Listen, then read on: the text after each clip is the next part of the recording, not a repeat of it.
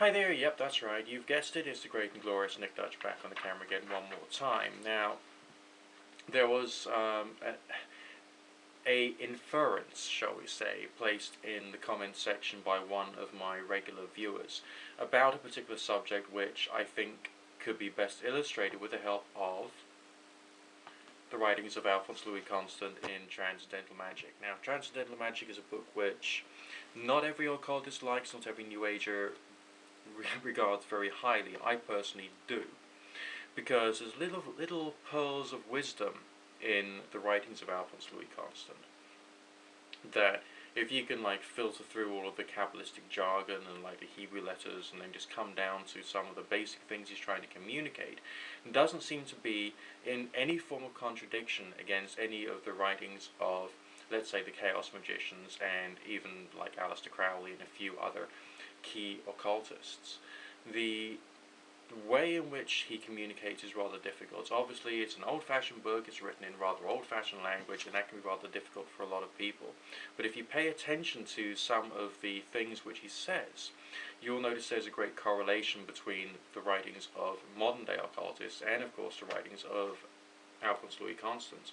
Not because they were necessarily going to the same sources, but because there was some kind of similarity in experiences between the ancient occultists and the more modern ones. And the reason for that should be very plain for anyone out there to divine, namely that there are some things which do seem to happen uniformly to people who experiment and explore sufficiently and in sufficient depth, and with sufficient reason to try and work out, what's going on and to try and deliberately have the strange experiences. What I'm going to talk about today is the astral light. Now, Alphonse Louis Constant, relatively early on in the book, says something along the lines of, the spirit toils everywhere, fructifying matter with life, suggesting that there is a omnipresence, something or other, which actually goes through us, and is one of the things which gives us life, and that there is some kind of life of sorts in things which are actually inanimate. And that's something which goes along with a lot of pagan reasoning as well, and the reasoning of chaos magicians and a wide variety of other people. The idea is that there is something which is omnipresent, something which is absolutely everywhere, of various different types and kinds, which has a very thin or some kind of influence upon the world as we know it. But we can only communicate with this thing or interact with this thing through basically occult means.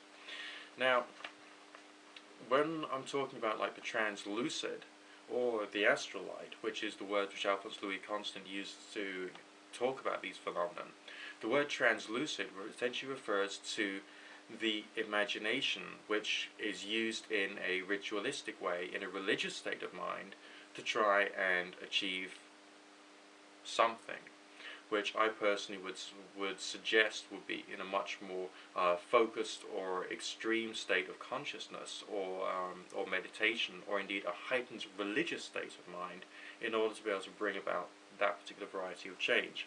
Now it says here, chapter 5, the first page of chapter 5, page 63 of this particular edition of Transcendental Magic.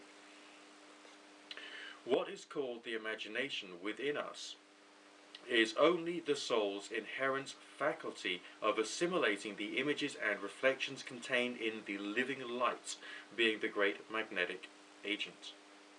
Now there's a footnote which has been added there, which is a reference to La Clef de Grand Mystère, the Key to the Great Mysteries, which was also written by Alphonse Louis Constant.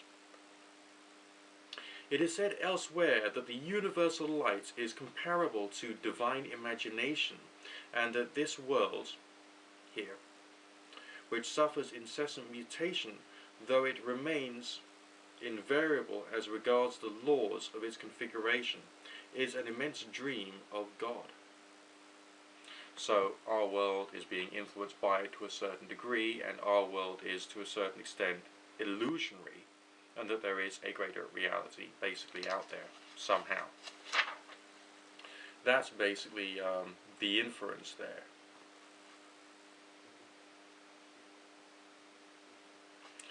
Okay, now further on, which is on page 65, It is by means of this light that the static visionaries place themselves in communication with all worlds. What do you think that means?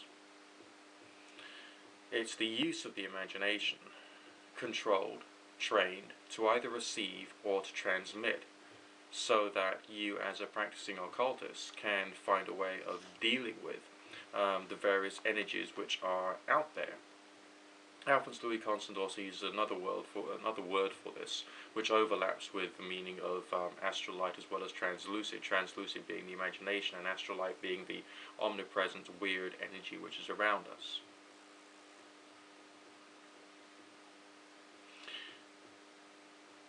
The errors which occur therein are occasioned by reflections from the diaphane of waking persons, and above all of the magnetizer. So, in that particular phrase, what he's suggesting is that there can be some kind of overflow from other people's minds to the person who is trying to receive impressions from the astral. Are you with me so far? So, people who are conscious, who are maybe more skilled in meditation or a bit more obsessional, might find a way of affecting somebody else's mind, or indeed putting an idea in their mind by way of an intense form of concentration or visualization in one of these meditative or religious states of mind. But there's also lots of little bits of information floating around there which could, just overlap and possibly affect the mind of another individual. It says here, further on down the same page, to disentangle the direct ray and to separate it from the reflection, such is the work of the initiate.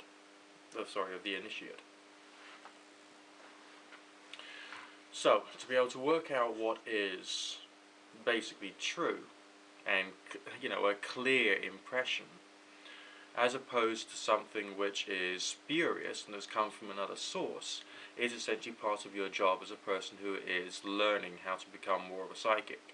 So that involves a reasoning, and to be able to work out where these things are coming from, so that you can try and come closer to the truth. And this is one of the reasons why I've got that important level of doubt when I'm dealing with these things, so I don't actually basically go completely and utterly insane and start believing everything that I've experienced,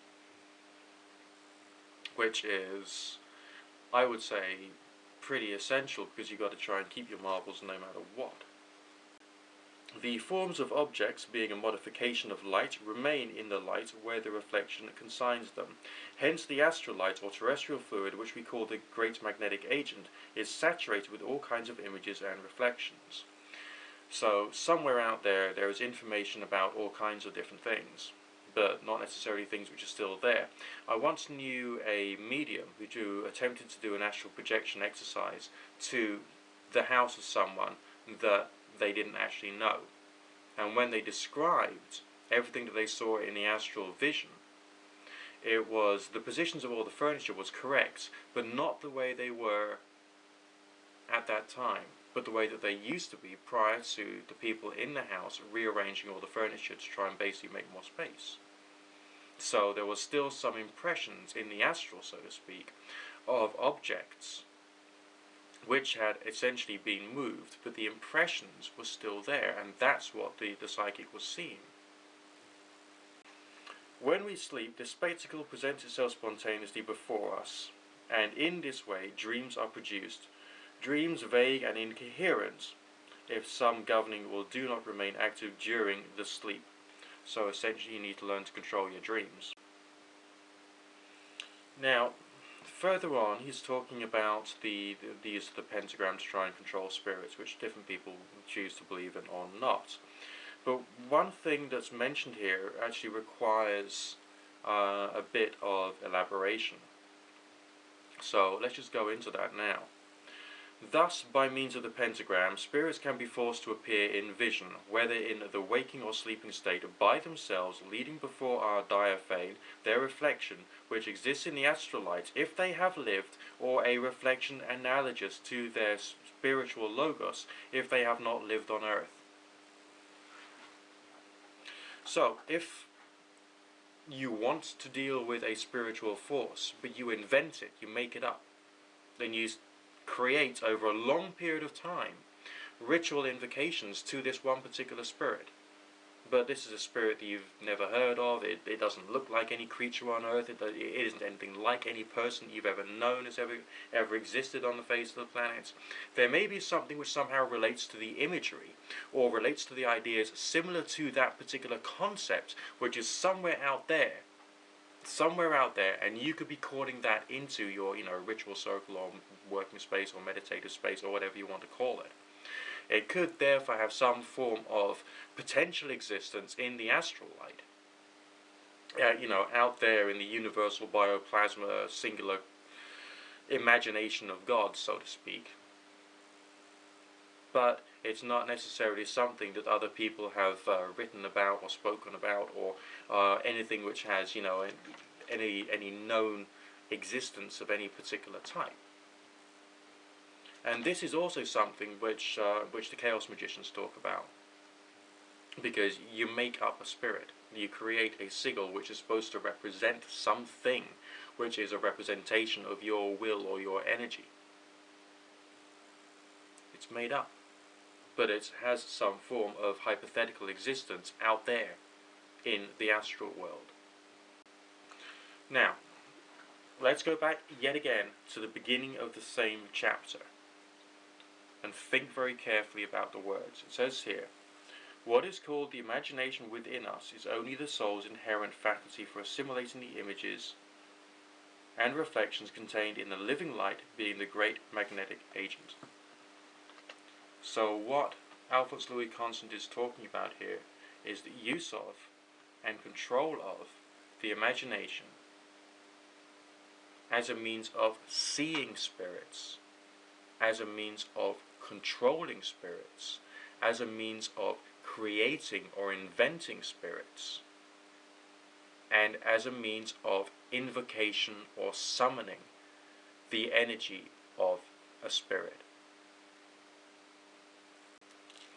So within that chapter, what we've got there, hidden amongst all kinds of flowery language and some complex ideas, is something which is essentially the cornerstone of chaos magic,